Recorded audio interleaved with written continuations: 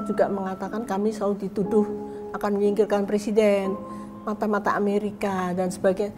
Tapi ada 2 paragraf tentang TNI yang saya bangga sekali punya ayah seorang prajurit. Dalam menjalankan tugas tidak pernah kami bimbang karena kami mengerti untuk apa kami berkorban. Mulai DITII, PRRI semua kan selesai dengan baik, terhormat. Nah makanya Bung Karno sayang kan. Nah karena sayangnya Bung Karno dibuatlah seolah-olah Yani mau kudeta. Dan percaya apa warisan Pak Yani untuk putra putrinya. Saya bilang ketika beliau terjatuh ditembus peluru dan kami tidak bisa berbuat apa-apa. Itulah pengabdian seorang prajurit yang paling tuntas.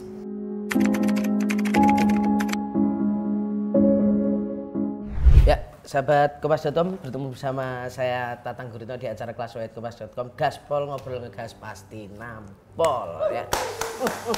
Jadi hari ini kita agak santai, slow, karena kita mau membahas soal salah satu peristiwa sejarah yang memang selalu diperingati di bulan September, di akhir September ya, peristiwa G30S. Dan hari ini kita sudah bertemu dengan anak ketiga dari Jenderal Ahmad Yani, ya. Bu Amelia Ahmad Yani, Bu Amel aku manggilnya ya. Monggo. Bu Amel, sehat Bu? Alhamdulillah. Masih seger ini. Iya, tapi usia sudah 75 mau 76. Oh iya toh. Cucunya udah berapa, Bu? Belum punya. Oh, belum ada. Belum. Anak 1 belum nikah soalnya. Oh iya toh, Bu. Tapi umur meski 75 nulis buku udah berapa, Bu? Ibu banyak. 6 ya nulis buku. Ya. Nah, ini Bu Amel ini sahabat Kompas.com, buat yang belum ngerti, ini anak ketiga dari 7 anak Jenderal Ahmad Yani. 8 ya? Dari 8 anak ya Bu ya. Dan memang aktif menulis, ngobrol. Apa aja? Apa aja? Tak lakoni. Dilakoni kabeh. Nah hari ini kita pengen ngobrolin soal mengenang lah Bu. Iya. Pak Ahmad Yani, Pak Yani gitu. Bu, bisa diceritain nggak sih Bu, Pak Yani itu kan kalau mungkin anak-anak muda sekarang Gen Z atau mungkin yang zamanku milenial itu kan selalu lihat nama Ahmad Yani itu ada di semua daerah, jenderal besar kita. Tapi Ibu sebagai anaknya Pak Yani itu sifatnya, sikapnya, orangnya itu kayak apa sih Bu? Pak Yani ya, Pak Yani itu tidak banyak bicara, pendiam ya. Kalau kakak ngomong kan juga nggak bagus ya, pendiam. Tapi kalau suka ndagel gitu Mas. Pendiam tapi suka ngelucu. Suka ndagel. Oh, iya, kalau orang tua bilang ndagel ya. Nah, jadi kalau dulu tuh kalau gimana ya, kalau hari-hari libur kan suka ada tamu misalnya gitu ya. Sebel ya kalau kita mau pergi ke puncak nggak jadi kan. Kita ngintip dari sini nih Mas. Kan ruang tamunya sebelah sini ya Bu. Lungo-lungo gitu kan. Nggak pergi-pergi. Disiram garam. Disiram garam piye Bu itu? Kita anak-anak jalan tuh di depan tamunya. Oh. Tapi Bapak nggak pernah marah loh. Oh iya toh? Enggak. Anak-anaknya usil. Usil gitu. Terus Bapak saya terus tamunya tahu diri ya. Pulang kan dulu kan ngajak pergi mesti ke puncak, ke Cibodas, ke Bogor, Botanical Garden itu apa namanya? Botanical Garden itu apa namanya? Apa namanya itu? Kebun Raya Bogor. Iya. Kebun so Inggris ngali ya Mas. Magelang ya Bu. Iya. Ya Bu, terus. Atau ke laut sama Bapak, kita berenang, kita. Tapi artinya Bapak itu memang sering mengagendakan liburan di weekend gitu sama anak-anak. Hari Minggu. Sering ke rumah Pak Gatot Subroto, main sana, nanti dikasihnya sirup gitu ya. Pak Ibnu Sutowo, daerah-daerah deket-deket teman-teman Bapak lah gitu. Tapi paling sering sih ke puncak Mas, makan sate. Oh Bapak tuh suka juga makan sate? Suka. Sate kelinci kali ya waktu itu ya. Mungkin ya yang di Bogor itu ya? Yang di puncak. Yang di puncak itu enak sih. Sama Bapak, sama Bapak beli kerang, beli kepiting, rambutan, duku, duren, udah deh. Bapak saya tuh suka sekali duren Mas, durian. Dan memang apa ya, berarti Pak Yani itu memang selalu kemana-mana tuh lebih suka bareng sama anak-anaknya. Iya. Dan semua dibawa satu mobil, susuan gitu ya. Dempet-dempetan ya? Susuan di mobil. Iya Bapak. Tapi malah cenderung pendiam juga Bu, walaupun suka ndagel. Iya, pendiam. Jadi kalau misalnya makan di sini ya bersama-sama gitu, ya maklum aja Bapak kan harus ada jengkol, pete, sama lalap ya, sama sambel gitu. Terus nanti mulai ceritanya gini, misalnya di kantor hari ini apa gitu ya. Pokoknya cerita-cerita kayak gitulah, yang ringan-ringan aja. Karena tapi kalau membicarakan misalnya oude heer, itu oude heer bahasa Belanda, itu bapak ya maksudnya tentang Bung Karno, itu langsung bahasa Belanda sama ibu, supaya anaknya nggak tahu. Jadi kalau mungkin cerita soal Bung Karno, cerita soal kerjaannya bapak di militer gitu tuh mesti langsung pakai bahasa Belanda. Kadang-kadang ada bahasa Jawanya, banyak bahasa Jawa sih. Tapi kalau oude heer, atau kalau udah bilang oude heer itu bapak, itu artinya Bung Karno. Itu udah langsung ngomongnya Londo, Belanda. iya bahasa Belanda. Tapi saya ngerti sih sedikit-sedikit. Oh iya tuh. Ngerti lah. Nah Bu, terus apa Bu yang mungkin kalau yang masih Ibu ingat gitu salah satu cerita atau pesan dari Pak Yani gitu yang kena gitu, boleh yang lucu tentang kehidupan atau tentang apa? Jarang sih Mas Man, kalau dulu ya kalau kita misalnya ulangan dapat 4, dapat 3, kan gurunya minta tanda tangan orang tua toh. Iya. Nah, itu paling mikirnya paling pusing saya ya. Terus Bu Amel juga pernah Bu nilainya 4? sering, saya kan bodoh Mas. Pinter ya. Susah ya Bu zaman itu. Kalau bangunin bapak enak, masih gelap kan? Oke. Pak tanda tangan. Kalau ibu saya, apa itu? Wah udah deh dimarahin. Oh. Jadi lebih enak sama bapak. Jadi sambil bapak ngantuk Iya, gitu nggak bapak, lihat. bapak mungkin tahu, tapi bapak tuh nggak pernah marah. Mungkin sama anak perempuan dianggapnya besok kan dia punya suami begini-begini rumah tangga. Kalau ibu marah ibu. Oh, anu ya, ceriwis, keras gitu. Tapi malah Pak Yani itu malah sama anak-anak tuh lembut. Lembut, yang nyiapin baju sekolah, sepatu, tas sekolah tuh bapak semua. Memandikan kita juga bapak. Oh ya Bu, itu tradisi itu bahkan sampai Pak Yani udah jenderal tuh jadi itu. Sampai kita maaf ya menstruasi baru kita dianggap dewasa. Kalau tuh dikuncung, pakai shampoo, pakai sabun, dikurus-kurus biar bersih gitu Mas. Dulu kita antre, dia dimandi. Ini menarik ini Bu. Jadi berarti kalau pagi gitu misalnya mau berangkat biasanya sekolah. sore. Kalau pagi enggak. Oh sore itu berarti Bapak pulang kerja. Iya, habis main tenis atau apa gitu. Nyiapin semua Lihat ya anak-anaknya kotor kabeh gitu, habis lari-lari. Udah langsung suruh baris. Buka baju. Semua. Iya. Dan Bapak itu selalu kalau ada tamu Mas ya, entah itu pastor, monsinyur, kiai, jenderal, kita tuh dibarisin dulu dari 1 sampai 8 dibarisin, dikenalin sama Bapak. Bangga dia sama anak-anaknya. Oh. Ini nomor 1, nomor sekolahnya di mana, yang gitu-gitu Mas. Tapi harus dikenalkan. Selalu, nggak pernah enggak. Pernah ya kalau Bung Karno pernah ya, ini udah sampai ke Bung Karno jadinya. Waktu kita pindah ke Taman Suropati, ini kan rumah dinas ya. Itu Bung Karno yang bilang kamu harus pindah karena sudah Menteri Panglima Angkatan Darat gitu ya. Itu yang ngawasin rumah itu ya Bung Karno. Karena Bung Karno punya istri baru di Jalan Madiun. Jadi dia ngeliatin rumahnya kan. Gentengnya jangan genteng kodok, ganti genteng sirap. Catnya jangan ini, catnya harus itu, ganti lagi gitu. Oh. Saking sayangnya. Saking sayangnya. Tapi memang kalau dari cerita-cerita yang aku dapat, benar nggak sih Bu? Sebenarnya Pak Yani itu cukup deket ya sama Bung Karno. Sangat disayang. Itu ceritanya apakah karena dulu sama-sama di masa sebelum kemerdekaan udah enggak pernah sering ketemu? Pak Yani kan gini, dia kan militer ya, prajurit ya. Prinsipnya itu adalah tidak boleh ada negara dalam negara. Jadi kalau sudah kita sepakat negara Republik Indonesia dengan Pancasila dan ini Undang-Undang Dasar 45, itu harus dipertahankan. Jadi DITII, Bapak saya bikin pasukan namanya Banteng Raiders ya. Nah nanti 3 orang perwiranya ini yang berkhianat sama Bapak saya di tahun 65. Si Untung itu.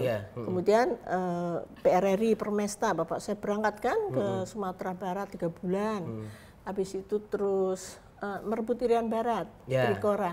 Di mana Pak Harto sebagai Panglima Mandala kan, Bapak saya yang milih itu karena udah kenal mereka kan dari sejak revolusi gitu ya.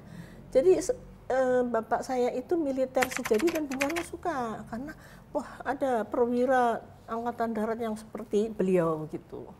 Hebat gitu loh di pandangan Pak, dan pendidikan bagus ya kan, sesko di Amerika, di Inggris. Nah kedekatan yang begitu itu kan pasti ada yang iri loh. Nggak ada yang nggak suka banyak. Iya ya. pasti, nggak mungkin. Saya aja begini, wis tuangnya ada yang iri kok. Masuk sih. Iya.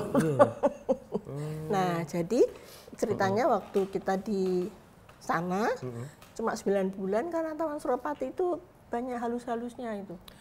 Dedemite banyak ya, tak kasat matanya banyak Ibu. Ibu saya yang nggak tahan. Akhirnya nggak tahan. Ibu saya lihat sesuatu terus sakit, terus bapak balik ke sini. Nah, tapi waktu itu memang Bung Karno pernah ke rumah itu. Waktu itu dengan istri yang baru, dengan pakaian kebesarannya itu, kayak tongkat komando, pakai pici kalau nggak salah ya.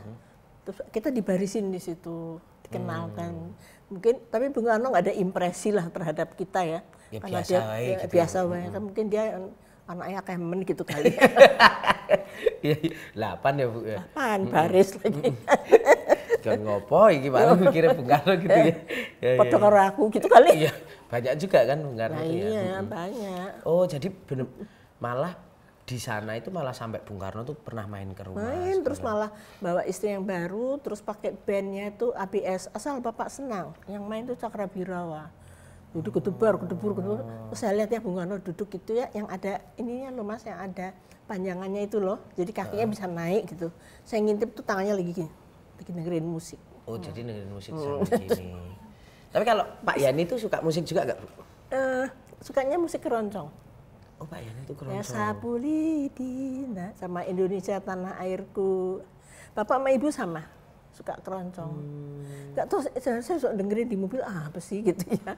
Tapi ternyata sekarang saya juga suka. Begitu setelah Sekarang sudah tua. saya sudah tua.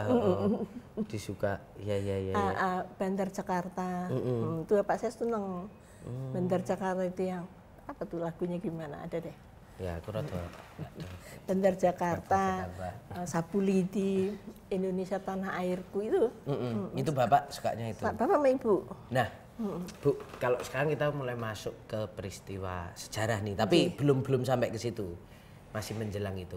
Waktu itu tuh apakah benar Bu bahwa kemudian hubungan Pak Yani dan Bung Karno itu terus kemudian sempat renggang gitu? Iya, cuma saya kan belum tahu ya, waktu itu. cilik kan mesti nggak ngerti politik. Tapi yang saya tahu adalah menghadapi konfrontasi Malaysia.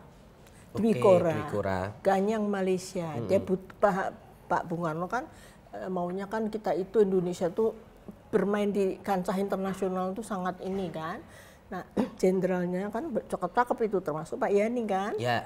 Nah, tapi saya lihat bapak saya tuh nulis di buku agenda itu, nulis budgetnya itu nggak ada duitnya. Mau perang melawan Inggris kan, dibentuknya negara Malaysia itu. Nah, pada saat itu ada pengerahan besar-besaran sukarelawan-sukarelawati. Yaitu yang paling pemuda rakyat sama Gerwani di Lubang Buaya latihan perang. Semua ibu-ibu perempuan angkat senjata waktu itu demi Bung Karno kan masih cinta. Tapi PKI mulai masuk. Mulai nyusup di situ. Nyusup ke Bung Karno. Jadi yang saya baca yang tadinya bikin pidato Bung Karno itu kalau enggak Subandrio Waperdam 1 atau Pak Ruslan Abdul Ghani diganti Nyoto dari PKI. Oh, mulai gitu ya, mulai pergantian Mulai gitu masuk ya. dia. Terus kan Aidit juga sebagai Menko kan waktu itu Menteri Koordinator dan juga Wakil Ketua MPRS waktu itu. Jadi dia tahu nih apa yang terjadi di kancah politik di Bapak saya kan prajurit bukan politisi ya. Bersih aja kalau bapak saya itu. Nah, mulailah isu Dewan Jenderal masuk. Nah, Dewan Jenderal sendiri itu tuh sebenarnya memang dibentuk atau gimana sih Bu? Bapak saya kan tadi saya bilang suka guyon ya, suka dagel gitu ya. Jadi ada rapat yang dikepalai oleh Pak Gatot Subroto sama Pak Jatikusumo. Bapak saya itu masih Brigjen, masih bintang 1. Yang ini bintang 2, bintang 3. Rapat mengenai kenaikan pangkat. Dari kolonel ke Brigjen. Ditulisnya oleh Bapak saya itu rapat Dewan General gitu. Oh, di rapat itu. Ditulisnya di notulensinya itu rapat Dewan General, Dewan Jenderal. Nah, di situ jelas ini yang mau naik pangkat tuh Kertarto, Ibnu Sutowo, banyak ya, Jamin Ginting. Terakhir itu nama Latif, kolonel. Tapi di situ Latif itu tidak diterima oleh Pak Gatot, belum saatnya. Latif naik. Latif yang itu tuh, Latif yang di Mahmilub nanti, yang berkhianat. Nah, mungkin dialah yang membawa isu Dewan Jenderal itu kepada Politbiro. Politbiro atau CCPKI itu, Central Committee Partai Komunis Indonesia kan CCPKI dulu. CCPKI itu. Ya, Politbiro. Kalau orang sekarang bacanya CC, kalau CC, kita dulu CC ya, Central Committee PKI. Ketuanya kan Aidit. Nah, di situ ada Syam Kamarusama, Nyoto, Sudisman semua. Nah, tentaranya itu yang diajak rapat tuh si Untung Samsuri yang dari Banteng Geredes, tapi dia sudah di Pas Pampres ya. Waktu itu dia, terus Latif pastilah. Kemudian ada beberapa kapten dari udara, laut dan banyak Mas. Terus yang ada juga dari darat tuh banyak, termasuk Suparjo yang Panglima Tempur di Kalimantan Barat. Oh, berarti gini Bu. Jajan dari cerita itu karena Latif itu akhirnya tidak bisa naik, untuk naik jadi waktu dia kolonel kan. Iya. Itu terus kemudian mulailah dia dibangun. Sakit hati, ya kan? Dibangun mungkin gini loh, kok Pak Yani nggak bantuin saya, bisa kan?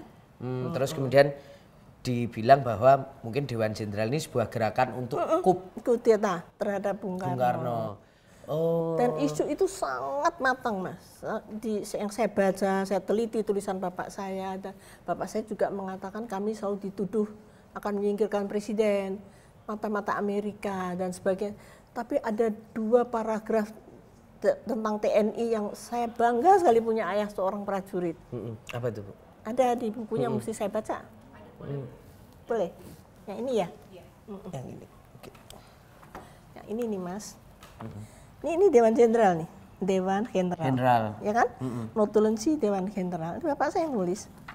Ini semua nih yang naik kan Kolonel Azhari, Ibnu Sutowo, Kartakusuma, Sutarto, Jamin Ginting, Latif. Nah, Latifnya enggak, marah dia Mas. Kan katanya bapak saya, kami selalu di isunya diputarbalikkan, seakan-akan kami pro Amerika, mata-mata Amerika, dan akan menyingkirkan presiden. Berapa kali info tersebut disampaikan kepada bapak bahwa Angkatan Darat akan akan ini dan itu. Lama-lama Bapak nih, si Pak Odeher itu mendengar soal ini juga mulai percaya. Ini saya garis bawahi betul. Mulai percaya berarti dia percaya Pak Yani akan kudeta. Terus di sini anti PKI tidak berarti otomatis pro Amerika. Sebaliknya anti Barat otomatis pro Timur. Nah ini nih bagus sekali ini di sini. Dalam menjalankan tugas tidak pernah kami bimbang karena kami mengerti untuk apa kami berkorban. Itu TNI. Ya. Itu tulisannya Pak Yani itu ya? Ada tulisannya nanti. Ya, terus di sini saya kira bukti-bukti ketaatan TNI sudah cukup diberikan terhadap setiap penyelewengan dari tujuan nasional dari manapun datangnya telah dan akan kita hadapi. Mulai DI, TII, PRRI semua kan selesai. Dengan baik, terhormat. Nah makanya Bung Karno sayang kan. Nah karena sayangnya Bung Karno dibuatlah seolah-olah Yani mau kudeta. Dan percaya. Dan percaya. Beliau kan Panglima tertinggi ABRI. Artinya gini Bu, sejak saat itu berarti ada perubahan sikap juga dari Bung Karno ke Pak Yani. Itu terasa itu? Terasa. Jadi setelah Bung Karno mampir ke rumah itu, balik sini tahun 64, akhir tuh mulai terasa kok Bapak banyak diem. Udah pendiam tambah pendiam gitu. Dan nggak pernah bahasa apa tadi, bahas sama ibu apa kalau bahasa kayak Pak Odeher. Odeher itu nggak pernah muncul lagi. Odeher nggak ada lagi. Padahal sebelumnya kalau bahas Odeher itu ya happy ya apa cerita sering. Nah Bu, berarti setelah adanya apa ya tadi yang dituliskan oleh Pak Yani soal tudingan. Dwi Kora itu loh Mas yang Dwi Kora itu ya. Apa namanya Ganyang Malaysia itu. Ya, itulah awal dari sebuah perpecahan nantinya. Nah tadi kan kalau tadi nyambung dari cerita Ibu kan mulai dari rapat Dewan Jenderal tadi itu yang Pak Latif nggak masuk untuk dinaikkan jadi Brigjen itu, mulai dari situ sering ada adu domba, artinya disampaikan ke Bung Karno bahwa seolah-olah Dewan Jenderal ini mau melakukan coup. Iya, tapi mungkin waktu itu belum sampai ke presiden ya, masih di lingkup bawah saja mungkin waktu itu. Tapi itu menjadi senjata paling ampuh nantinya. Jadi dia mungkin ketemu orang-orang Cakrabirawa, ketemu orang-orang PKI gitu loh. Dibisikin terus. Terus. Nah, waktu saya tadi bilang kantor kedutaan besar Inggris dibakar oleh pemuda rakyat dan Gerwani, itu kan habis mobilnya dubes sudah dibakar. Nah, bapak saya sebagai Menteri Panglima Angkatan Darat melindungi kan, itu wajib. Ya. Melindungi duta besar dan seluruh stafnya gitu. Nah, besoknya waktu kita duduk maem di sini sama bapak, ada ibu, bapak tuh cerita gitu. Tadi dikirimin karangan bunga sama Gilchrist. Nah, karangan bunga itu ada tulisan gini, terima kasih for your help mungkin ya, dari saya seorang nekolim, neokolonialisme, imperialisme, Gilchrist. Bapak saya tuh cerita itu sambil senyum kok, no way gitu ya. Nah, ibu saya dengarnya juga ketawa. Tapi hal yang kecil itu pun dijadikan propaganda oleh PKI kan. Bahwa Politbiro. Iya. Our local army friends itu. Kan saya cari terus di mana ini local army friends ini artinya apa gitu ya. Nggak ada, cuma itu aja. Jadi cuma itu yang saya dengar. Kemudian Bandrio juga terima surat kaleng itu juga dalam bahasa Indonesia bahwa Amerika dan Inggris akan menyerang Indonesia with our local army friends. Nah, itu apa ya, surat kaleng ya, surat. Itu yang kemudian dianggap diasosiasikan dengan Pak Yani. Iya. Badan Pusat Intelijen di sini, hanya berapa rumah dari sini kan. Dulu itu yang PKI punya. Nah, ketuanya itu Subandrio. Cuma deket sini. Iya, di situ di Jalan Madiun ujung. Nah, setelah itu ada perubahan sikap nggak Bu antara Pak Karno dan ke Pak Yani gitu? Karena Bung Karno maaf ya, sebagai Panglima tertinggi ABRI mulai curiga. Kan terlalu banyak pembisik ya yang masuk ke istana itu, saya rasa dari pihak CCPKI ya. Ada Aidit di situ, Nyoto yang bikin pidato, udah semua orang-orang itu kan. Nah, terus apa ini Dewan Jenderal. Jadi kelemahan Bung Karno apa sih? Dari kelemahan itulah mereka masuk terus. Sampai bapak saya bisa tersingkir gitu loh. Nah, bapak saya juga mulai marah karena tugasnya itu ganyang Malaysia, kekuatan Inggris seperti ini, nggak ada duit juga. Kan kita miskin sekali. Iya, waktu itu kita kan terpuruk Mas, secara ekonomi, politik. Kita hanya punya poros Jakarta, Pyongyang, Beijing dulu kalau nggak salah ya. Terus benci Amerika kita setrika, Inggris kita linggis, pidatonya kan gitu. Rakyat Indonesia belum makan batu, gitu kan? Yang dimakan bulgur, dulu tumpakan ternak itu kan. Jadi rakyat sih seneng Mas, padahal miskinnya Mas. Saya kalau pulang sekolah lihat di Gambir tuh, gambaran saya persis kayak filmnya Pengkhianatan G30S. Korengannya, ininya itu gitu ya. Nah, setelah itu ini Bu, ketika kemudian ada sikap-sikap curiga dari Pak Karno itu, apa yang dilakukan sama Pak Yani? Beliau saya tidak tahu, tapi beliau lebih banyak diem. Mungkin juga ada unsur-unsur di dalam Angkatan Darat yang mungkin di level jenderal yang mengawasi beliau gitu, kayak seperti Mas mata-mata gitu loh. Oh, situasinya jadi gak enak ya Bu? Iyalah, itu yang saya pikir nih, kalau menurut pendapat saya, itulah yang dibilang internal Angkatan Darat, masalah internal. Padahal nggak ada. Dewan Jenderal itu nggak ada. Internal Angkatan Darat juga nggak ada, tapi diciptakan seolah-olah Pak Yani itu dimata-matai oleh mereka. Ya memang benar, mata-matanya banyak, dan itu teman-teman bapak saya juga. Iya, biasanya pengkhianat kan nggak jauh dari kita kan. Tapi karena bapak orang-orang terdekat lah iya, bapak saya itu mungkin terlalu militer ya, terlalu percaya dirinya terlalu tinggi, nggak percaya dengan hal-hal seperti itu. Gitu. Padahal sebenarnya teman-teman bapak juga banyak yang udah ngasih tahu untuk hati-hati Bu. Ada. Makanya waktu itu tadinya yang awal CPM dinaikkan lagi menjadi batalion para ya, jadi yang levelnya lebih tinggi dari CPM untuk menjaga Pak Yani gitu ya. Tapi ya kalau nasibnya Pak saya memang harus nggak ada, mungkin malam itu nggak ada siapa-siapa gitu. Nah, terus kemudian apa Bu yang terjadi, mungkin kalau Bu Amel bisa ceritakan di tanggal 30 September itu. Jadi maksudnya sebelum malam hari itu Bu, itu siangnya Pak Yani itu apa Iya. itu hari apa sih Bu waktu kejadian Hari itu? Kamis. Itu Jumat Legi kejadiannya. Orang Jawa kan Jumat Legi itu Jumat sakral ya. Sakral, Nah ini hari Kamis siang itu kan saya sama adik-adik saya berempat nih. Saya, adik saya Mbak Jui, Mbak Nani, Mbak Yuni nih berempat nih selalu nunggu bapak pulang dari Itu berarti kantor. hari Kamis siang, Kamis Kamis siang. Kejadiannya tuh Besok pagi tanggal Jumat 1. dini hari ya Bu berarti Iya, ya? Jumat. Oke. Udah Jumat. Nah, Jadi siang Kamis itu nunggu Bapak. kan kalau Bapak ada di Jakarta kan ngantor biasa ya. Ya. Kita jemput di depan situ. Biasa ada kawal yang jaga itu lapor. Kan seneng lihat kayak gitu-gitu saya kan. Nanti pertanyaannya sama. Ibu Nandi gitu, ibu di mana? Oke. Jawabannya sama, di dapur lagi masak. Jadi itu kayak sudah semacam apa Iya. ya. Nah, terus kita ngintil nih ngikutin Bapak ke sini, Bapak ganti baju kan. Kita nunggu di sini. Terus Bapak join kita di sini di tempat yang kayak bar ini. Iya. Bapak berdiri madep ke sana, kita berempat madep Bapak gitu. Oke. Nah, Bapak Itu ngomong, berdiri sambil semuanya nyantai ngomong. Bapak berdiri, kita duduk di kursinya Oh, itu yang kursi-kursi itu ya, Bu? Bapak bilang gini, itu sangat menyenangkan. Bapak bilang nanti tanggal 5 Oktober hari ABRI, kabeh itu semua ya, semua ikut Bapak ke istana. Ada arah-arahan, ada pokoknya suruh ikut Bapak, nggak usah sekolah, bolos katanya. Wah, Oke. itu paling enak itu kan, nggak usah belajar. Ditunggu-tunggu, nggak usah belajar itu. Wah, senang sekali rasanya kok Bapak baik banget Oke. gitu ya.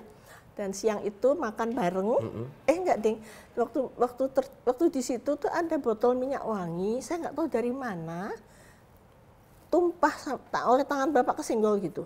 Saya nggak tahu dari mana, terus terang saya nggak tahu. Pecah Bu berarti. Enggak, dia jatuh di meja, Oh, jatuh di meja. airnya keluar kan. Terus diambil sama Bapak saya gini ya. Diusapin ke saya, Bang, karena saya yang tertua ya. Saya, adik-adik saya.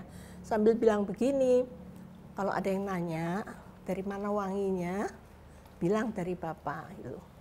Kalau Jadi, ada yang nanya dari mana Mana wanginya, bilang dari Bapak. Itulah pesan terakhir. Setelah itu kita nggak bicara lagi karena Bapak terus sibuk, terus Bapak banyak tamu gitu kan. Jadi itu wanginya dari mana? Kalau ada orang nanya, bilang ya dari Bapak. Very, sangat indah sekali itu. Kenangan siang itu ya Bu. Itu terakhir itu. Terus Bapak pergi, terus teman-teman Akademi Militer datang, awal mau defile mereka kan. Terus Bapak ketemu mereka sebentar, Bapak bilang, adik-adik ini senang sekali kalau sama Taruna. Bapak saya bilang gitu. Dan main, mama adik-adik aja. Bapak saya masuk. Biasanya duduk di sini nih, di kursi biru. Kursi biru. Ada satu piring nasi pisang goreng sama teh. Itu selalu itu setiap sore. Biasanya kita juga ikut makan pisang goreng di sini, tapi kita duduknya di bawah di lantai, Bapak di kursi biru. Oke. Tapi sore itu kita di belakang sama teman-teman. Bapak mandi, terus Bapak terima tamu. Itu ada Pak Basuki Rahmat yang Panglima Jawa Timur sama beberapa orang yang bertugas, ajudan Om Bardi, CPM Mayor Bardi. Nah waktu itu ada lapor, kita duduk di sini kok dengerin Bapak gitu. Katanya kantor gubernur dirusak Gerwani. Yang Jatim ya Bu ya? Ya, terus Bapak ngirim telex, waktu itu kan masih telex ya, bahwa sudah bisa diatasi lah gitu, telexnya oleh Angkatan Darat pasti kan.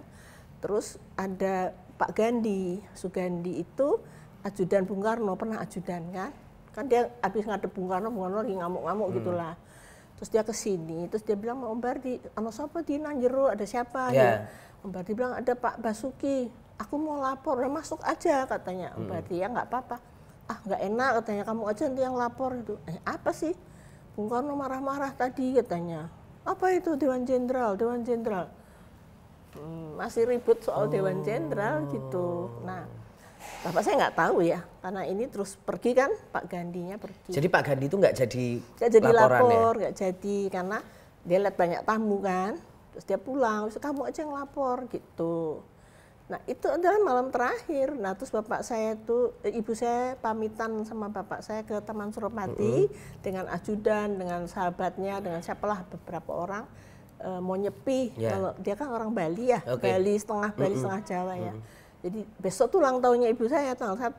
Oh makanya ibu ya Bu Yani itu waktu itu Ibu Amel tuh si Bu Yani ini berarti mau nyepi karena mau ulang tahun. Biar lebih afdol kali. Terus ibu saya pergi, terus bapak saya masih ada tamu sampai jam 10 kalau nggak salah. Sampai 10 malam, Bu? Iya, masih sampai jam. Terus bapak bilang, pengawal, ajut, semua suruh pulang. Besok pagi-pagi jam 7 udah harus di sini karena mau ketemu Bung Karno lah gitu katanya ya. Saya nggak ngerti jadwal bapak saya nggak tahu. Jadi malam hari itu setelah menerima tamu jam 10, Pak Yani memerintahkan semua untuk pulang. Ajudan-ajudannya semua pulang. Itu nggak pernah, Bu, padahal paling nggak kan biasanya ada yang Iya, jagain kan? Ada yang jaga, ada 12 orang garnison itu ada, yang jaga di rumah jaga itu ada. Malam itu ada juga? Ada, atau tiap hari ada. Tiap hari ada kan sebenarnya? 24 jam, tapi maksud saya yang melekat. Yang melekat suruh pulang Suruh semua. pulang, ajudan, pengawal semua suruh pulang. Terus bapak terus tidur, mungkin capek kan, besok pagi bangun. Terus kami masih di belakang, masih nunggu kakak saya nomor 1 kan di Batu Jajar ya. Nah, kan dia Mahajaya, dia udah mahasiswa. Terus kakak saya datang hampir jam 11 kali ya. Ada telepon, tapi bapak saya udah tidur ya. Ada teleponnya kan di sini dulu. Yeah. Telepon berdering, terus kalau di film kan lain, yang menerima bapak saya enggak, itu kami. Jadi tanya gini, bapak ada, tapi udah tidur, gitu. Ditutup teleponnya. Siapa sih? Tahu siapa gitu. Pokoknya kita nih anak-anak masih ngerumun. 5-10 menit ya, telepon lagi. Tanya lagi, bapak ada, tapi udah tidur. Marah kakak saya itu. Jangan main-main ya gitu, kakak saya masih marah yang terima. Tapi kita sendiri juga, kok ada telepon jam segini, udah setengah 12 malam itu. Nah terus tidurlah kita. Habis itu nggak ada telepon lagi berarti? Nggak ada, berarti udah diputus. Ya. Tapi kita kan nggak tahu kalau telekomunikasi diputus, kita nggak tahu. Jadi dia melakukan cek-cek terakhir gitu loh. Sebelum kejadian. Nah tidurlah kakak saya, dari saya di sini, bapak sendirian karena ibu belum pulang.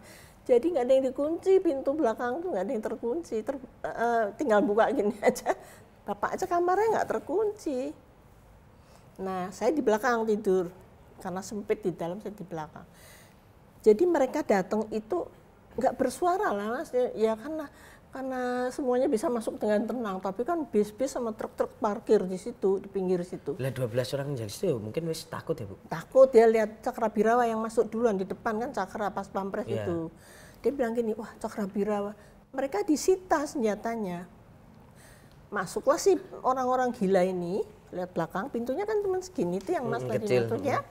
Dia masuk, ketemu adik saya yang paling kecil, Edi, umur 7 tahun, sama Mbok Milah di situ. Dia bilang, bapak ada, masih tidur. Bangunkan dek, gitulah kira-kira. Tapi Mas Edi itu memang waktu itu belum tidur atau kebangun gitu sama Mbok Milah itu ya? Kebangun, dia nyari ibu.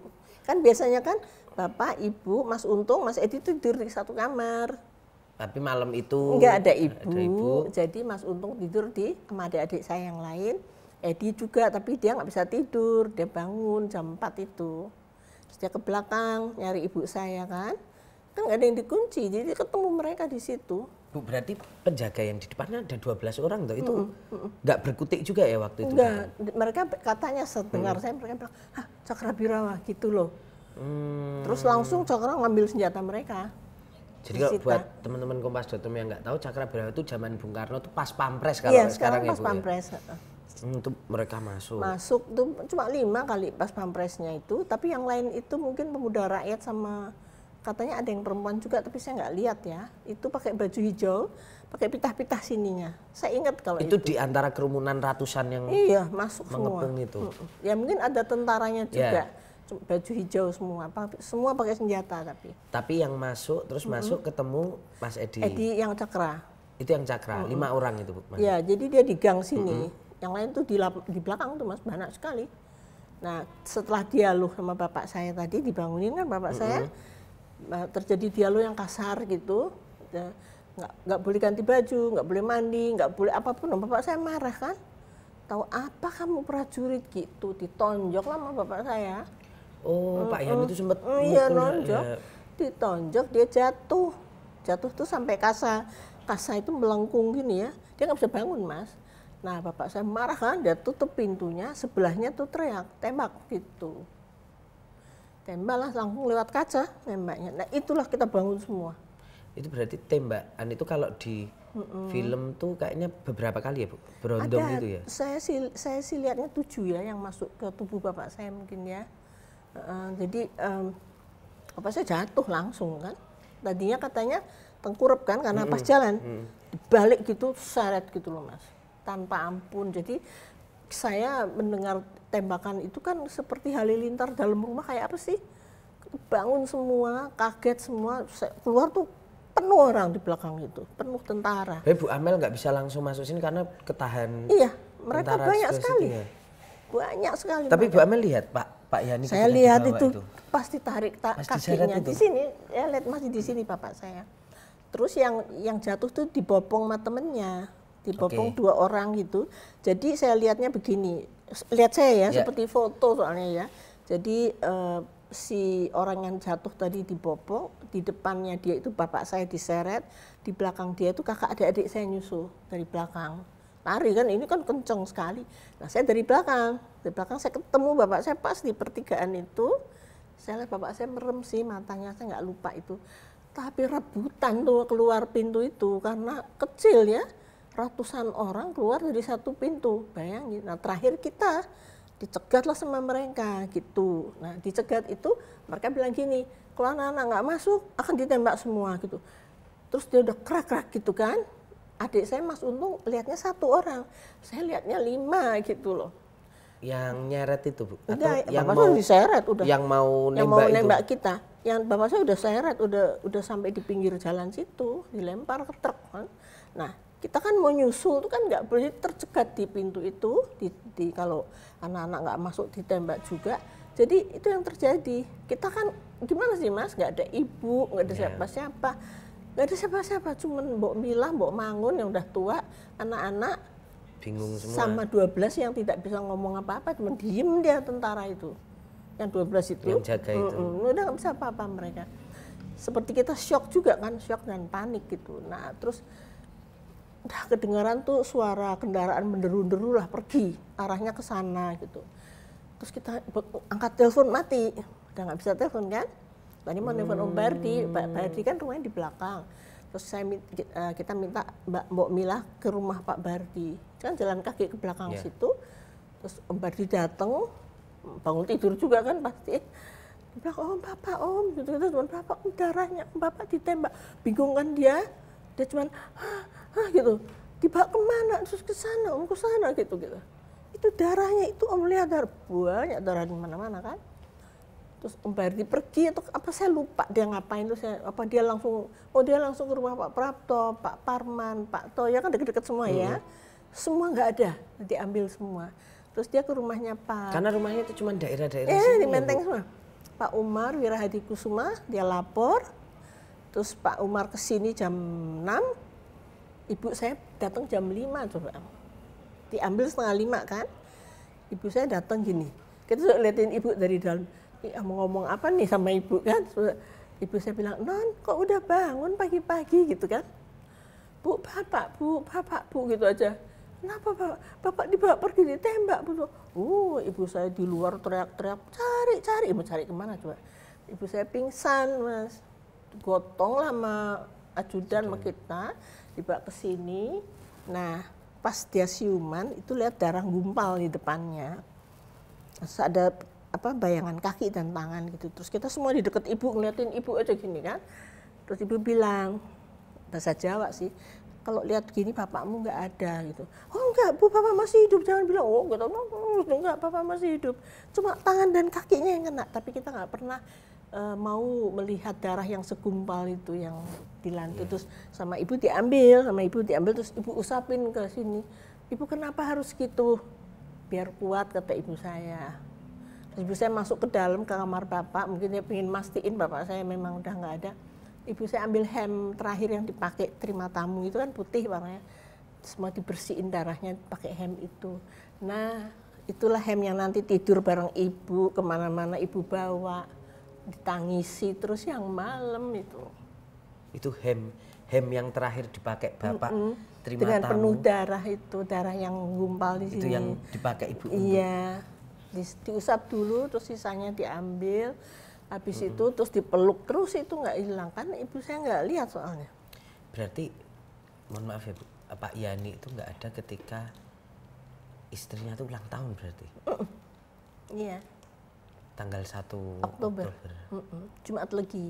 Kalau orang Jawa bilangnya Jumat Keramat kan. Jumat Legi itu hari yang keramat, hari yang sakral itu Pak Yani diambil, dibawa pergi, kita nggak tahu kemana. No, tidak satu pun orang tahu dibawa kemana. Om Bardi nggak tahu, orang semua. Tapi isu tentang adanya di Lubang Buaya latihan tuh ya ada. Kan ada intelijen juga ya. Cuman nggak tahu kalau dibawa ke situ tuh nggak menyangka nggak gitu. terpikir bahwa dibawa ke ya Lubang ini Buaya. kemana, dibuang kemana kan kita nggak tahu.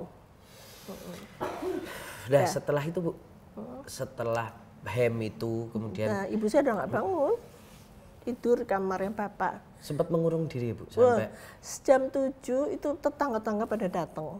Saya cuma liatin aja ya. Tetangga nanya ya kita nggak tahu ya tiba kemana. Terus kira-kira jam 9 kami semua diungsikan.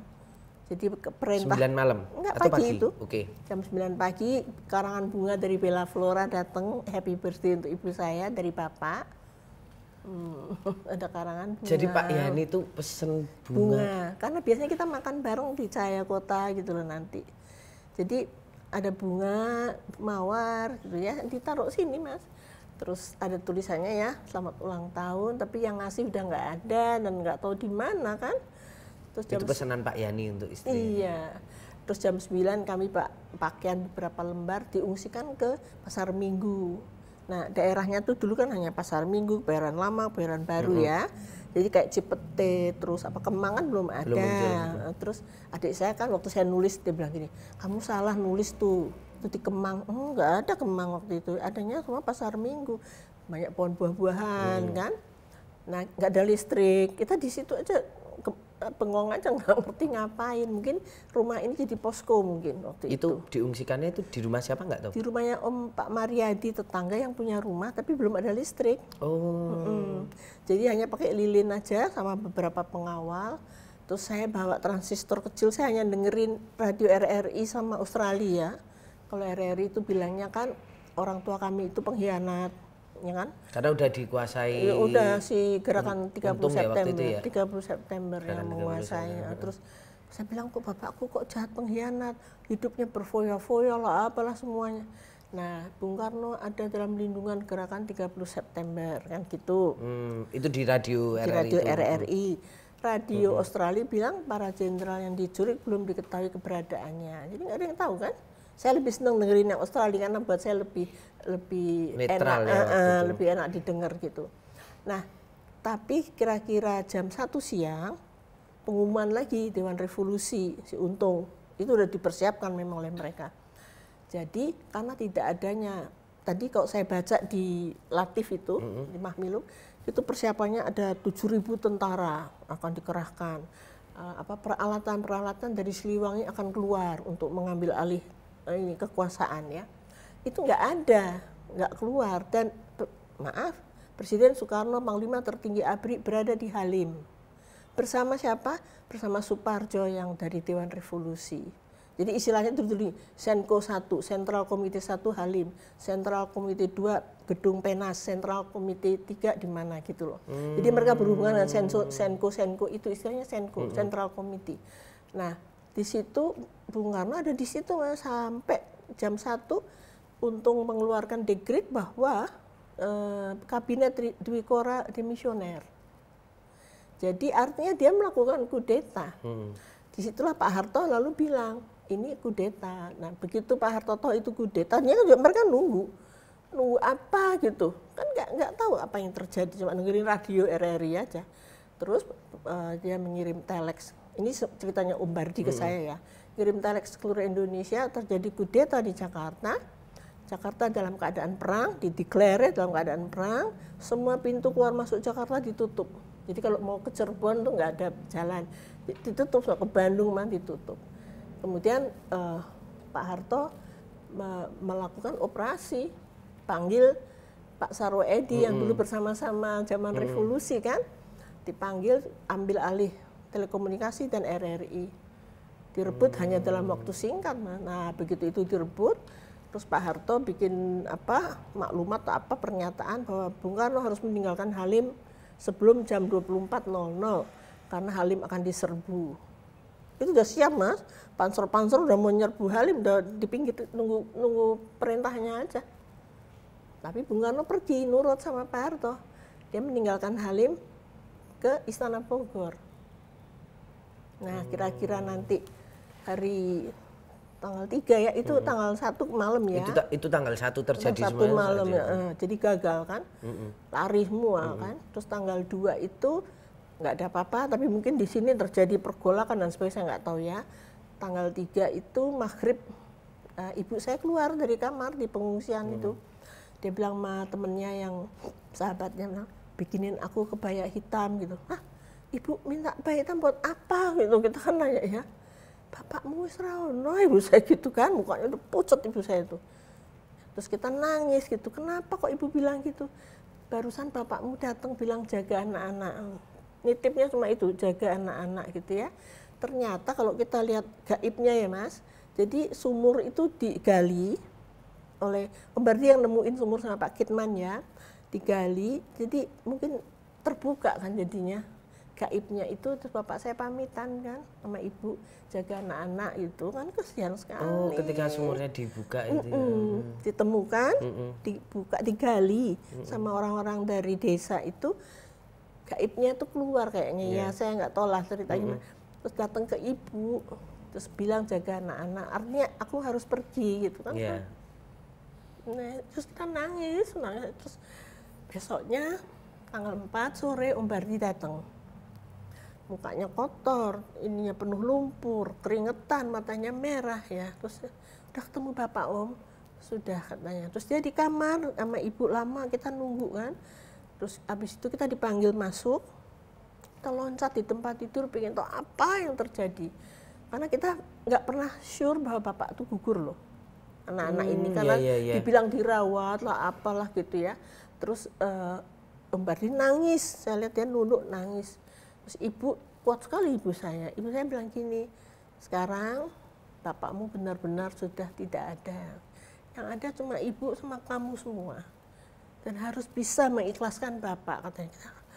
Kita nangis gitu. Terus ibu bilang, wis aja nangis terus, kata ibu saya ya. Berdoa untuk bapak biar tenang. Kita doa. Setelah doa, kita nggak tahu keputusan apa, ibu mau lihat bapak, apapun wujudnya, jasadnya. Tapi Om Bardi bilang, ibu akan bangga kalau lihat fotonya saja. Kita nggak tahu kalau kepalanya dipotong, Mas, matanya diambil. Jadi bapak saya itu ketika diangkat tuh, kepalanya gitu kan, dilurusin pakai penyangga gitu loh. Itu jahatnya mereka, itu kejamnya mereka. Tapi kita nggak tahu.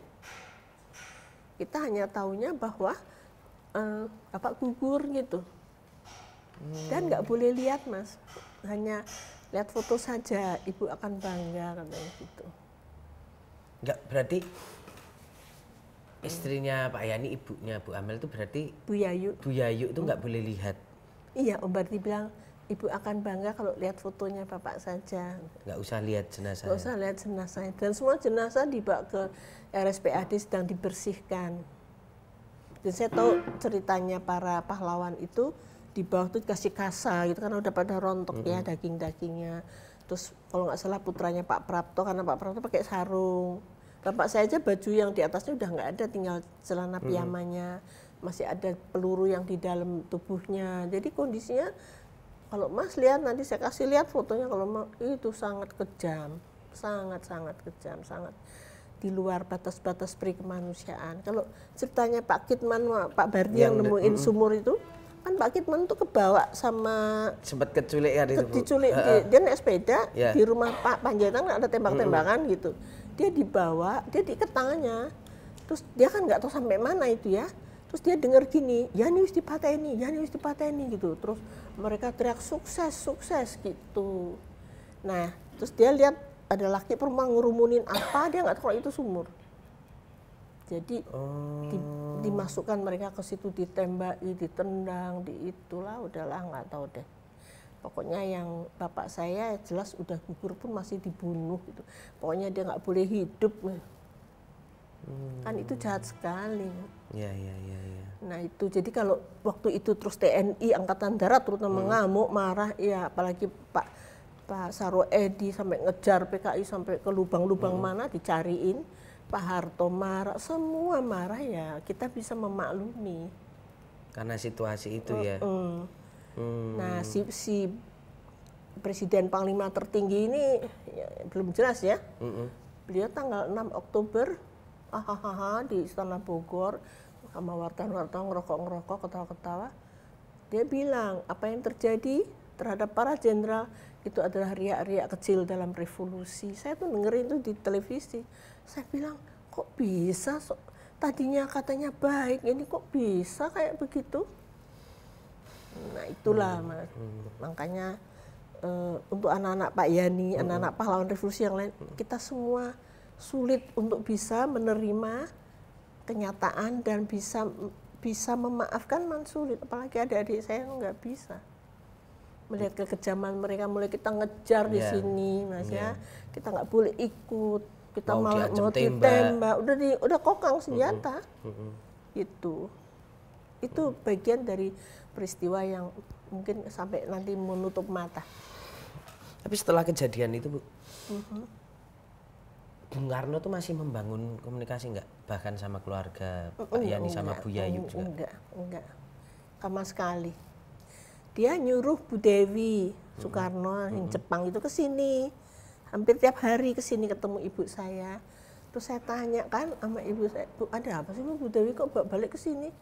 Ibu ditawari suruh ngelola Sarinah department store itu, disuruh Bung Karno. Mungkin dia ada rasa salah ya. Ibu saya nggak mau. Ibu saya bilang nggak mau. Dia lagi marah banget sama Presiden Panglima tertinggi itu. Karena nggak berbuat apa-apa itu loh Mas. Mendiamkan semua kan sebagai Panglima tertinggi, ABRI, pakai tongkat. Emang itu nggak ada artinya. Dan tongkat komando tertinggi. Iya, dia kan bisa kasih komando. Cuma pidatonya tuh belum makan batu kayak gitu. Sudah miskin semua, inflasi tinggi, terus Rp1.000 jadi Rp1 kan, kita nggak makan gitu kan, makanya nasi bubur tambah jagung. Tapi setelah itu, ketika ada tawaran bahkan dari Bung Karno untuk Bu Yayu mengelola Sarinah kan nggak diambil Bu. Bagaimana Bu Yayu dan anak-anak Pak Yani ini, Bu Amel, survive-nya gimana Bu? 2 bulan sesudah kejadian kakak saya nomor 1 sama nomor 2 ke Jerman supaya kuliah gitu ya biar tenang. Jadi yang mengalami keadaan tuh saya sama adik-adik saya sama ibu. Jadi kalau ada kejadian tembak menembak di sini tuh biasa dulu. Terus adik-adik saya diungsikan ke Bandung ke rumah teman ibu saya. Nanti kalau sudah keadaan agak aman balik. Nah, saya ikut demo dulu sebagai KAPI saya. Menuntut hukum mati gantung Soekarno dulu begitu.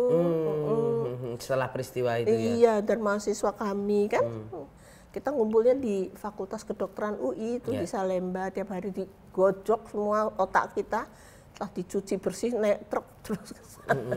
Dulu kan bisa sampai depan istana. Kalau sekarang kan di patung kuda nggak kan jauh Mas, jauh sekali itu. Nah, dulu nggak sampai berhasil mahasiswa itu saking sudah luar biasa waktu itu karena bantuan dari rakyat, dari TNI, mahasiswa masuk istana. Bung Karno lagi rapat dengan 100 menteri itu, udah mulai bingung dia, angkat menteri sampai 100 waktu itu kan. Banyak banget. Terus tuntutannya Tritura kan, bubarkan PKI, ritul kabinet 100 menteri dan turunkan harga beras. Itu tuntutan dulu ya. Nah mahasiswa masuk, lari semua. Bung Karno diajak naik helikopter ke Bogor. Subandrio yang Waperdam itu yang sebenarnya dia ketua badan intelijen, dia lari lupa pakai sepatu. Kocar kacir ya? Kocar kacir semua. Mulailah di situ didesain surat 11 Maret. Memang dibuat saya di Jakarta ya. Saya cerita sedikit boleh ya tentang SP 11 Maret ya. Super Semar itu ya? Ya, jadi Jenderal 3 itu ke Istana Bogor. Yang cerita sama saya Bu Hartini ya, jadi bukan saya karena Bu Hartini istri Bung Karno ya. Di Bogor itu ada semua ajudan, ada jenderal-jenderal itu. Pokoknya semua ngadep Bung Karno, you have to sign ya kan, mau tanda tangan ini kan. Katanya dibaca sih sama Bu Hartini, cerita coret-coret, ketik lagi, coret-coret, ketik sampai berapa kali lah gitu. Terakhirnya tanda tangan surat itu, tapi memang Jakarta di situ ya. Nah setelah tanda tangan, jenderalnya segera ke Jakarta karena sudah selesai tugasnya. Bung Karno masuk kamar, kata Bu Hartini berjam-jam, mungkin dia menangis, dia mungkin realize sadar bahwa apa yang ada di sini itu nggak ada artinya lagi karena sudah menyerahkannya kepada Pak Harto. Dan terus siang itu kata Bu Hartini ada perintah supaya Istana Bogor dikosongkan secepatnya.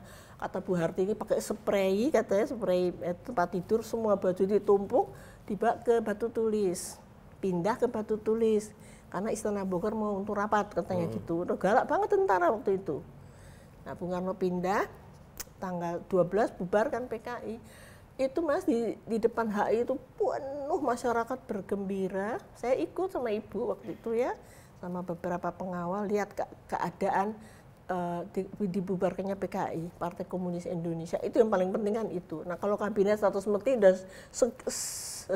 ya udah bubar gitu. Nah cuman harga beras yang belum turun. Ya, menstabilkan harganya itu ya. Yang belum. Nah tapi itu tadi Bu, gimana terus bertahannya Bu Yayu dan Ibu apa setelah kehilangan Bapak? Susah ya waktu itu saya bilang baju itu ikut terus. Tamu banyak sekali yang datang ratusan. Berarti baju Pak Yani yang hem itu, yang terakhir itu dibawa terus sampai ya kemana-mana. Dikeloni. Dikeloni juga. Iya. Merasa ya mungkin Ibu bersalah ya kok saya nggak ada di sebelahmu gitu. Kok cuma anak-anak. Kadang-kadang Mas itu kan jam malam diberlakukan ya. Kita naik mobil yang gede ya sekeluarga, bawa air putih, bawa tikar, bawa apa tuh ke Taman Makam Pahlawan. Sampai jam 12 malam gitu. Kan di jalan pasti di stop ya. Ada sandi kan malam itu misalnya pisang jawabnya rambutan. Kalau pisang jawabnya mangga kita ya ditembak kan. Kan itu kan dalam keadaan perang. Iya. Jadi memang keadaannya memang sangat menyeramkan ya. Di mana-mana tuh tentara udah. Itu nanti di sana sampai jam 12 malam, ayo Bu pulang udah malam gitu kan. Ibu saya suka, "Tar toh, kosek toh." Nggak mau pulang. Ziarah ke tempat Bapak itu. Jadi kita udah ngantuk gitu ya. Ditiker gitu nungguin Ibu. Kita harus menunggu Ibu karena Ibu harus kuat. Iya. Kalau anak-anaknya menangis kabeh kan Ibu saya gimana? Nanti pulang tidur, besok banyak tamu lagi ratusan Mas naik bus bela sungkawa. Nah, di sini ada dokter 2 ya. Terus kalau turun tuh ada yang nangis, meraung-raung nangisnya Mas, ada yang pingsan, ada yang muntah-muntah. Saya sama adik-adik saya kerja bantuin Pak Dokter. Makanya saya jadi pinter, jadi perawat. Jadi perawat akhirnya. Perawat otodidak. Itu. Nah, jadi malam maghrib tuh kalau udah jam malam ya itu yang paling serem. Iya. Karena tuh jam malam kan. Jam malam. Tapi Bu Amel sendiri gimana Bu melihat peristiwa ini? Apa yang bikin Bu Amel akhirnya cukup kuat melewati masa-masa itu sampai mungkin ibu saya yang membuat kita kuat ya. Karena ibu tuh menunjukkan tegarnya seorang perempuan ya. Istri prajurit gitu loh. Tangannya nggak boleh begini, minta tuh nggak boleh. Jadi ibu saya tuh jualan sembako gitu ya. Waktu itu istilahnya bukan sembako ya apa? Beras, minyak, jualan terus uangnya kumel-kumel. Saya tanya, Ibu itu uang apaan sih? Meneng wae kata ibu saya, kalau diem kamu nggak ngerti ini uangnya tukang beca. Tapi ternyata nggak berhasil. Tapi ibu saya kan banyak teman juga ya. Jadi waktu ibu bikin ini jadi museum, tiba-tiba mau diserahkan ke Angkatan Darat, ibu beli rumah seberang. Nah kita pindah nanti. Tapi banyak teman yang bantuin sih. Wah waktu itu Mas ada yang ngasih tanah di sini. Ibu saya nggak mikir karena teman-temannya Bu Yayu itu banyak Pak Yani. Pada nolong tapi ibu saya nggak memikirkan itu. Cuman yang mikirkan lain sekarang. Iya. Wis enak mungkin ya Bu. Naik jet pribadi. Iya Bu. Setelah berbagai kejadian yang tadi Ibu ceritakan itu, aku pengen tahu Bu, apa sih yang udah dilakukan negara ataupun pemerintah untuk keluarga korban peristiwa G30S itu ya Ibu, mungkin keluar anak-anak dari jenderal yang lain yang jadi korban.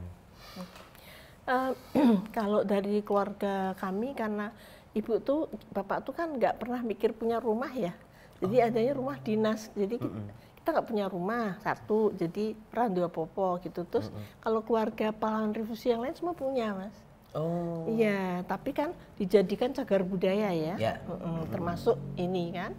Cuman kan kalau mereka ada gantian, ada ganti. Kalau rumah ini nggak ada, nggak ada diganti apa-apa, malah diserahkan sama ibu saya ke Angkatan Darat gitu. Waktu itu Bu Yayu tuh malah nggak minta apa-apa juga. Enggak.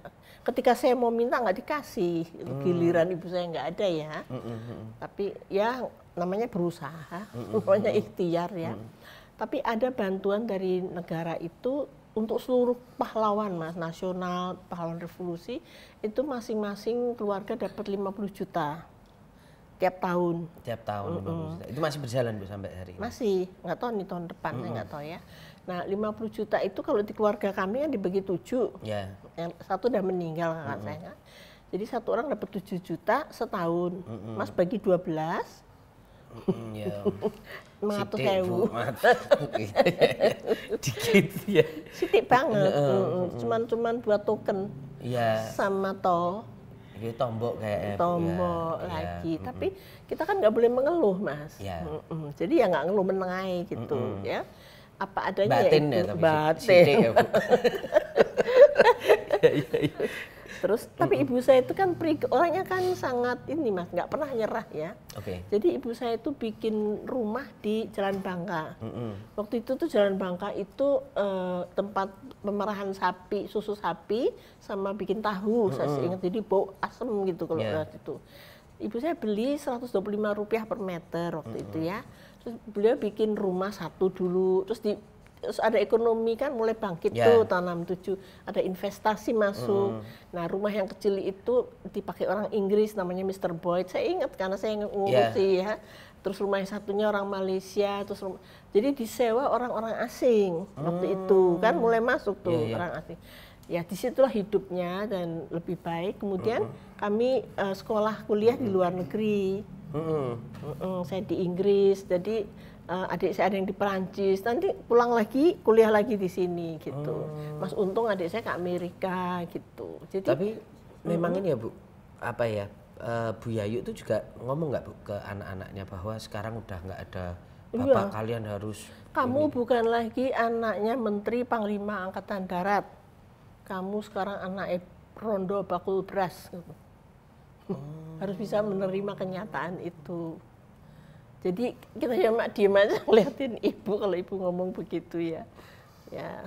Itu untuk mungkin untuk apa ya, menyadarkan kita ya, dan membakar semangat ya Bu bahwa mungkin ya. Ya realitanya kayak gini sekarang, harus berjuang. Enggak, kemarin gitu kan roti itu dari Hotel Indonesia gitu kan. Ada pokoknya karena sebagai Menteri Panglima kan pasti ada fasilitas ya. Itu ditarik semua. Jadi nggak ada lagi. Makanya ibu saya bilangnya, kamu bukan lagi anak Menteri Panglima Angkatan Darat, kamu anaknya rondo bakul beras, kata ibu saya. Bakul beras ya wes dah, nggak apa-apa lah.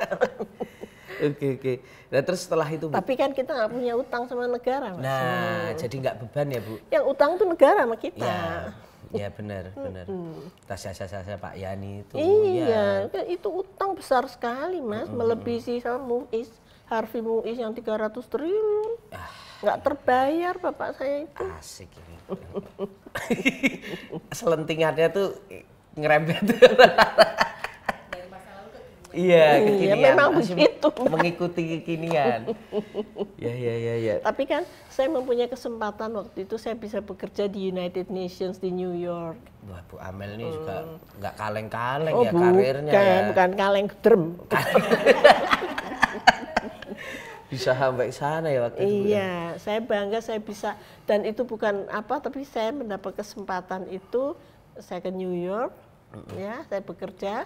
Ketika saya pulang ke Indonesia, saya kerja lagi di United Nations Development Program, dan disitulah saya melihat Indonesia dari kacamata internasional gitu.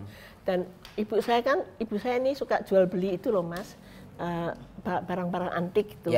Kalau ibu saya nggak punya uang lagi, beli ini ibu ada duit gitu, saya beli. Oh, jadi ibu punya biaya. Jual beli sama ibunya. Siap. Itu normal aja sih. Normal aja. Bu Amel tuh kayaknya sempat bikin partai juga nggak sih? bukan bikin, saya nggak pernah bikin, ditunjuk. Ditunjuk. Tapi nanti saya diseneni, ditendang, dibuang gitu, udah nggak mau lagi. Oh. Iya, tapi capek ya Bu? Wah, bukan Politik capek ya? lagi. Duitentek, udah itu dimarahin sana sini, udahlah. Aduh, serba nggak enak ya. Serba tidak enak. Nah, Tapi terakhir kan saya dicari Pak Wiranto, saya diajukan. Jadi gini, saya menjadi ini loh ceritanya. Saya menjadi apa namanya tuh tim suksesnya Jokowi tahun 2014 yang Oke. pertama.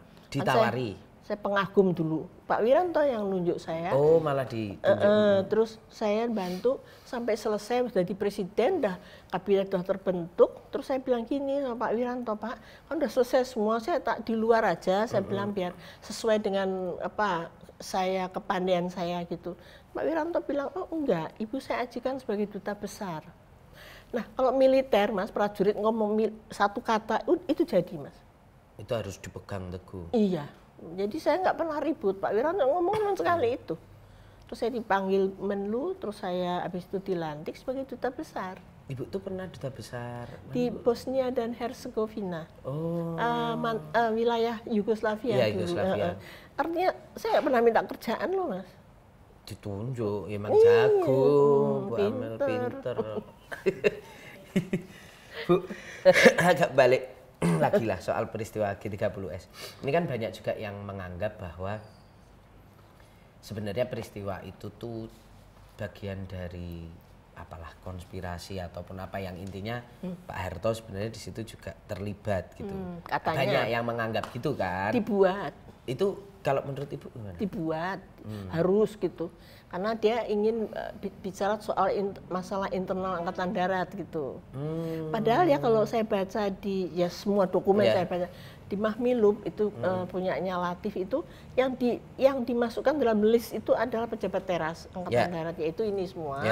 Kemudian ditambah ada satu lagi Pak Kendro. Sukendro. Saya sering dengar nama Sukendro dari bapak saya itu.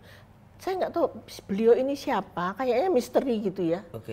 Terus apa dia intelijen, apa dia ahli luar negeri, saya nggak ngerti. Tapi kenapa dia nggak diculik?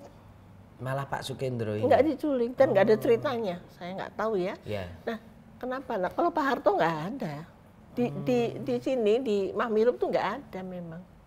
Karena pejabat teras tuh di Mabes semua, Mabes Angkatan Darat ya. Jadi orang mau bilang Soeharto terlibat ya enggak, karena justru Pak Harto lah yang menyelesaikan kan. Dia minta Bung Karno meninggalkan Halim, Halim akan diserbu kan beliau. Dia perintahkan Saroedi ambil alih ini kan beliau semua, ahli strategi memang. Ahli perang gerilya ya kayak bapak saya kan. Gitu. Jadi stoplah bicara. Malah Pak Harto itu kalau menurut saya harusnya dia pahlawan nasional. Harusnya. Jangan didiamkan karena beliau itu memang untuk negara ya memang. Kalau saya pendapat saya, karena saya cukup mengenal beliau dengan baik. Termasuk setelah kehilangan Pak Yan itu Pak Harto tuh juga perhatian nggak sama keluarga? Saya rasa waktu kakak saya nomor 1, nomor 2 ke Jerman, kayaknya Angkatan Darat yang ngurus waktu itu, dan itu Pak Harto sebagai Menpangat. Cuma itu sih, tapi bagaimana selanjutnya saya nggak pernah saya tanya biaya dari mana atau enggak. Tapi ibu saya bikin perumahan itu yang Jalan Bangka, saya tahu. Karena saya ikut ngurusi kalau ada yang memperpanjang atau ini, itu tugas saya karena iso omong Inggris gitu loh. Gitu gimana Bu, impres itu kenapa? Nah tiba-tiba nih Doro Kakung yang sekarang itu. Doro Kakung. Bu dia menunjuk tim Kepresnya yang terdiri dari beberapa orang, ada jenderal, ada semua untuk apa tuh namanya pelanggaran HAM berat. Penyelesaian pelanggaran HAM berat. Dan di situ ada Impres nomor 2 tahun 2023, 12 pelanggaran HAM berat, nomor 1 6566. Tapi di situ kelihatan sekali Doro Kakungnya itu hanya mengurusi yang keturunan PKI. Rehabilitasi, sekolah, beasiswa, apa semua. 12 itu sama. Nah, terus saya marah dong, kok kita didiamkan? Nggak adil dong. Saya gugat sama adik saya ke Mahkamah Agung sama lawyer. ditunggu 6 bulan nggak keluar-keluar ya. Toto bilangnya salah ke PT UN katanya gitu. Ya capek lah. Lah ngapa nggak ngomong langsung ya? Lah iya saat itu kan. 6 bulan. Nah, nanti bisa bilang, kenapa Partai Gelora sama partai apa itu Cepet.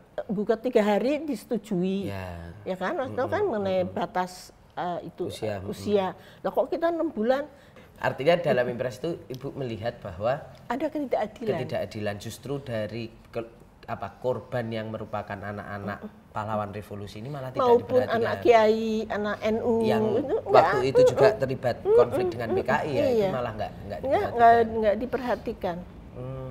Tapi siap, ya terus saya udah males ya, adik saya juga udah males. Udahlah. Siap.